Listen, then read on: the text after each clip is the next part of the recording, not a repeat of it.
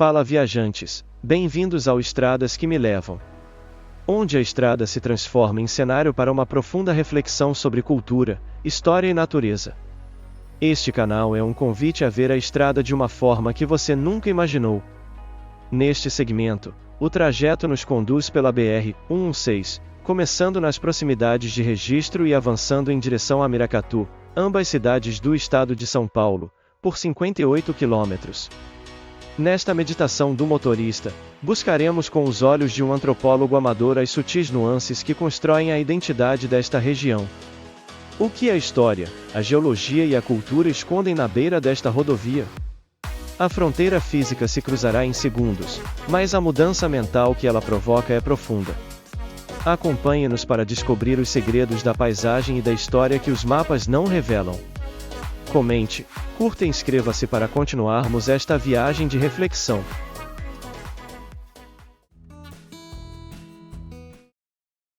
O relógio no painel digital marca 9 horas e 5 minutos da manhã, e o calor úmido de Registro já se faz presente, invadindo a cabine antes mesmo de o ar-condicionado estabilizar a temperatura. Estamos no coração do Vale do Ribeira, prestes a acessar a lendária BR-116, a rodovia Regis Bittencourt, em direção ao norte. O sol da manhã briga com nuvens brancas e densas, típicas desta região de floresta tropical, criando um jogo de luz e sombra que se projeta sobre o asfalto ainda morno. O motor do carro vibra em marcha lenta, um contraponto mecânico ao canto estridente das cigarras que vem das árvores próximas, um som contínuo que parece serrar o próprio ar. O cheiro é inconfundível, uma mistura de terra encharcada, vegetação em decomposição acelerada e o odor adocicado de bananas maduras que permeia toda a região. Acelero suavemente para entrar na faixa de rolamento, sentindo o peso da umidade atmosférica que parece segurar o carro, como se o ar fosse mais denso aqui do que no Planalto.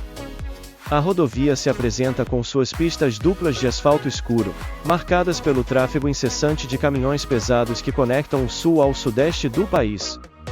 À minha direita, a cidade de Registro se despede não com prédios altos, mas com telhados baixos e o contorno sinuoso do rio Ribeira de Iguape, que corre barrento e caudaloso.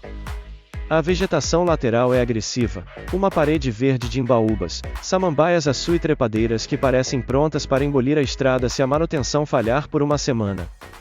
O sol encontra uma brecha entre as nuvens como luz e ilumina o para-brisa, obrigando-me a baixar o quebra-sol e ajustar a visão para o brilho repentino. A BR-116 neste trecho é uma artéria vital que pulsa com o ritmo do diesel, e a condução exige uma dança constante entre as faixas para ultrapassar os comboios de carretas. O som predominante não é o do meu motor, mas o rugido grave dos caminhões que sobem e descem as leves ondulações do terreno, lutando contra a gravidade e a carga. Sinto a turbulência cada vez que passo ao lado de um bitrem, um deslocamento de ar que balança o carro e traz consigo o cheiro acre de lonas de freio aquecidas. A paisagem é dominada pela cultura da banana, para onde se olha, vê-se o verde claro e brilhante das folhas largas dos bananais cobrindo as encostas dos morros. É um mar verde que se estende até o sopé da Serra do Mar, interrompido apenas por casas simples de colonos e galpões de embalagem da fruta. O relevo aqui não é plano como no Cerrado, nem montanhoso como na Serra, é um vale ondulado cercado por muralhas de pedra cobertas de mata virgem. As nuvens baixas roçam os topos dos morros circundantes, criando uma atmosfera de mistério, como se estivéssemos dirigindo dentro de uma estufa gigante e aberta.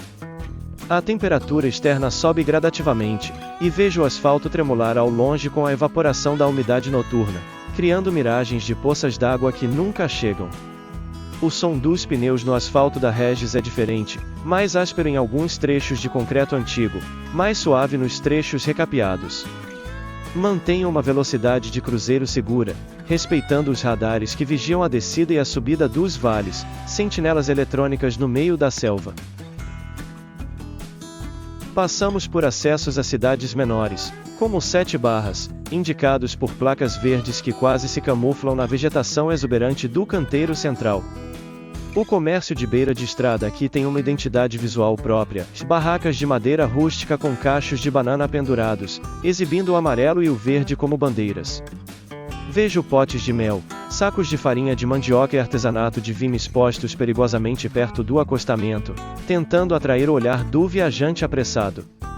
Não paro. Mas a visão dessas pequenas economias locais traz uma dimensão humana para a brutalidade da rodovia expressa.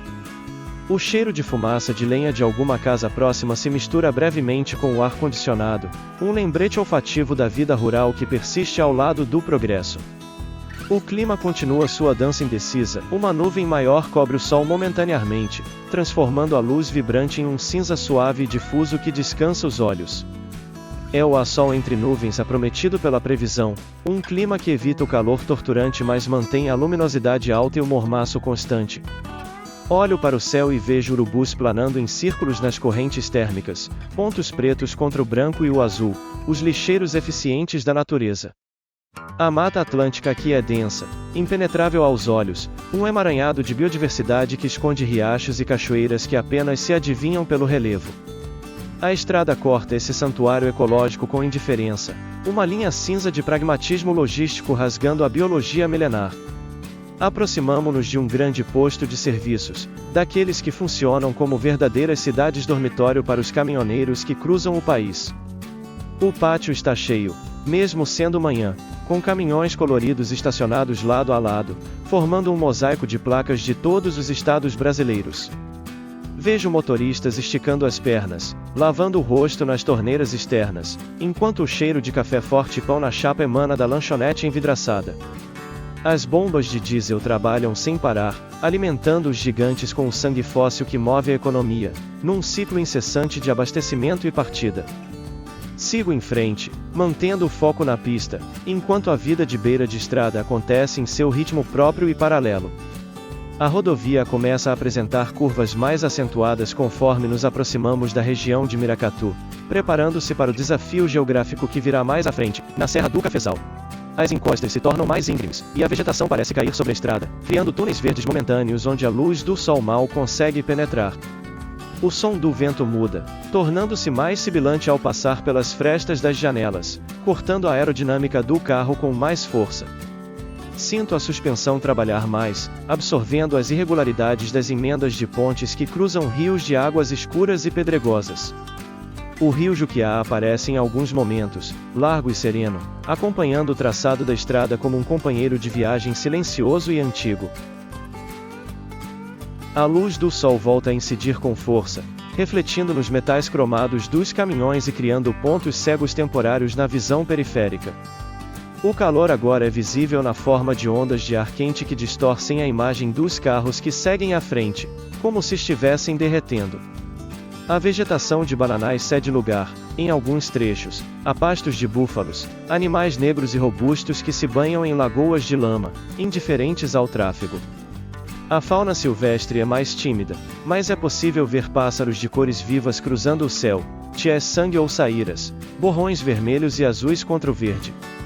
A natureza aqui grita sua presença, recusando-se a ser apenas um cenário passivo para a passagem dos veículos. Já é possível avistar as placas indicando o retorno e o acesso principal para Miracatu, cidade que serve como portal para o trecho de Serra da Regis Bittencourt. A silhueta urbana é discreta, marcada por algumas torres de telefonia e o telhado de uma igreja que se destaca no meio do casario baixo. Não há grandes indústrias fumegantes aqui, apenas a tranquilidade aparente de uma cidade que vive do campo e da rodovia. O trânsito local se mistura brevemente com o fluxo da estrada, motos pequenas e carros antigos que cruzam a pista com cautela habitual. O cheiro de asfalto quente se intensifica, misturado agora com o aroma de almoço cedo sendo preparado nas casas próximas à rodovia. A chegada às imediações de Miracatu não significa o fim da estrada, mas o fim deste capítulo da viagem pelo Vale Plano antes da grande subida. O carro segue firme, o motor respondendo bem à temperatura e à exigência das ultrapassagens finais antes de reduzir o ritmo.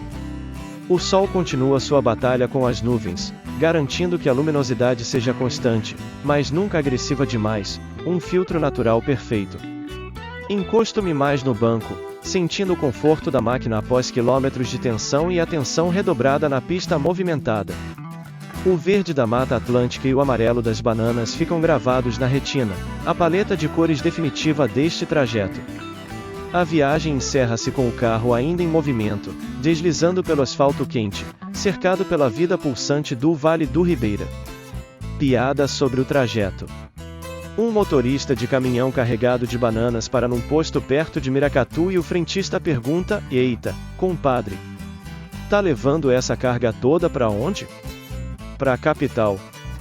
O caminhoneiro, limpando o suor da testa, responde: "Que nada. Tô levando lá pro alto da serra." "Mas pra quê?" "Lá não tem ninguém. É que o meu caminhão tá tão acostumado com a curva da banana que se eu não levar a fruta junto, ele esquece como faz a curva e passa reto."